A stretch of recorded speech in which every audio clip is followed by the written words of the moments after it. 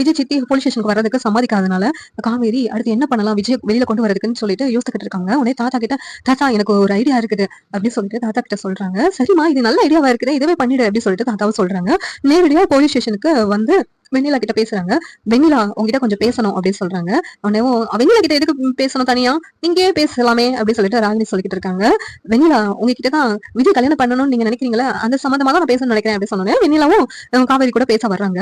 உடனே சொல்றாங்க, இங்க பாருங்க நீங்க விஜய் மேல பொய்யா கம்ப்ளைண்ட் பண்ணிருக்கீங்களா, இதெல்லாம் எதுக்காக பண்ணிருக்கீங்க, விஜய் கல்யாணம் பண்ணணும் தானே பண்ணிருக்கீங்க அப்படிங்கிறாங்க. வெண்ணிலா உம்முன்னு நின்னுட்டு இருக்காங்க.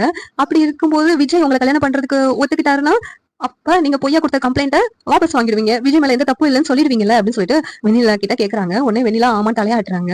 சரி அப்ப நான் விஜய் விட்டு விலகிடுறேன், விஜய்க்கு டிவோர்ஸ் கொடுத்துடுறேன், நீங்க தாராளமா விஜய் கல்யாணம் பண்ணிக்கோங்க, விஜய் எனக்கு வெளியில இருந்தா போதும் அப்படின்னு சொல்லிட்டு காவேரி சொல்றாங்க. நான் விஜய் விட்டு விலகுறேன்னு சொன்னா நீங்க விஜய் சித்தப்பா கிட்ட சொல்லி விஜய் மேல எந்த தப்பும் இல்லைன்னு சொல்லி வெளியில கொண்டு வந்துருவீங்களா அப்படின்னு சொல்லிட்டு கேக்குறாங்க. விஜய் நீ டிவோர்ஸ் கொடுக்கணும், விஜய் என்ன கல்யாணம் பண்ணிக்கணும், அதுக்காக தானே விஜய் சித்தப்பாவை வச்சு விஜய் ஜெயிலுக்கு அனுப்புனதேவும். அப்படி இருக்கும்போது நீ விஜய கல்யாணம் பண்றதுக்கு சம்மதிச்சா நான் எதுக்கு ஜெயில விஜய வைக்க போறோம், இப்பவே விஜய்க்கு எதிரா சாட்சி சொல்லி எந்த தப்பும் இல்லைன்னு சொல்லி விஜய் வெளியில கொண்டு வந்துருவோம் அப்படின்னு சொல்லிட்டு வெண்ணிலா சொல்றாங்க. இதெல்லாம் வந்து காவேரி ரெக்கார்ட் பண்ணி வச்சுக்கிறாங்க. சபாஸ் இதெல்லாம் உங்க வாயால வரணும், அப்படி ரெக்கார்ட் பண்ணி வச்சு தான் விஜய் கொண்டு வர முடியும் அப்படின்னு சொல்லி பிளான் பண்ணி தான் வந்து இப்படி எல்லாம் நான் பண்ணேன் அப்படின்னு சொல்லிட்டு அந்த வீடியோ ஆதாரத்தை காமிக்கிறாங்க. இந்த ஆதாரத்தை எல்லாம் போலீஸ்கிட்ட காமிச்சிட்டு விஜய் மேல எந்த தப்பு இல்லைன்னு சொல்லி ப்ரூவ் பண்ணி காவேரி விஜய் வெளியில கொண்டு வந்துடுறாங்க.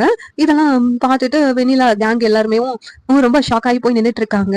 இந்த சீரியல் எப்படி நல்லா இருக்கும் நீங்க நினைக்கிறீங்கன்னு கமெண்ட் பண்ணுங்க. இந்த வீடியோ பிடிச்சிருந்தா லைக் பண்ணுங்க, ஷேர் பண்ணுங்க, சப்ஸ்கிரைப் பண்ணுங்க. தேங்க்யூ.